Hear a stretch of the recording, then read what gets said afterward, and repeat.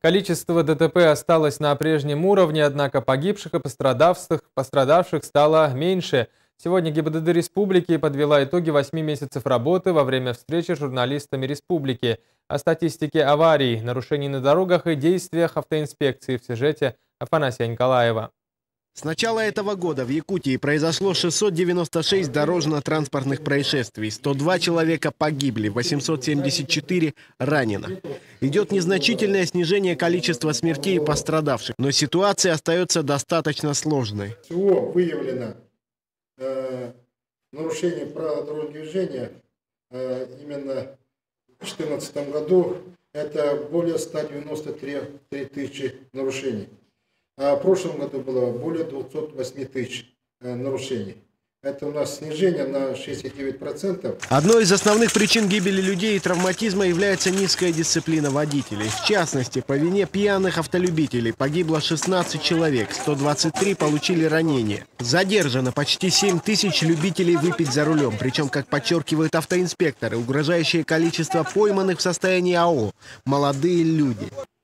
По итогам 8 месяцев выявлено именно в этой категории возраста 1609 водителей. Представляете?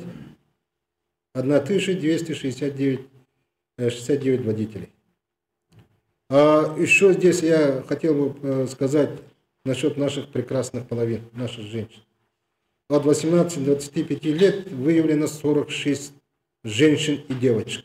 По данным республиканского наркодиспансера, в Якутии более 100 тысяч людей с бытовым алкоголизмом. И, как подчеркивают наркологи, основная проблема в том, что даже после изъятия прав, после задержания в состоянии АО, через положенный срок они снова получают водительское удостоверение без ограничений.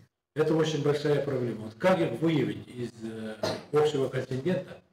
Вот это вот самая большая проблема. Если мы решим эту проблему, выявление злоупотребляющих через общей массы, и тогда, значит, мы могли бы какие-то профилактические меры принять в отношении их.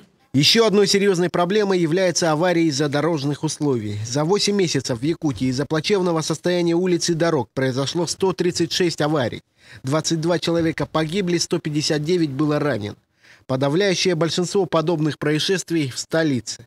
Отсутствие тротуаров, отсутствие дорожных разметки, отсутствие освещенности. Практически окраина города у нас отсутствует уличное освещение. Ну, все знаете, да? Видите, да? Так, улицу делают, дорогу делают, но тем не менее у нас идет с большим опозданием. Согласно статистике, ежегодно количество автомобилей и водителей в республике только растет. В прошлом году прирост составил 6 тысяч. Следовательно, дорожная обстановка с каждым годом все сложнее. Афанасий Николаев, Василий Слепцов, НВК «Саха», Якутск.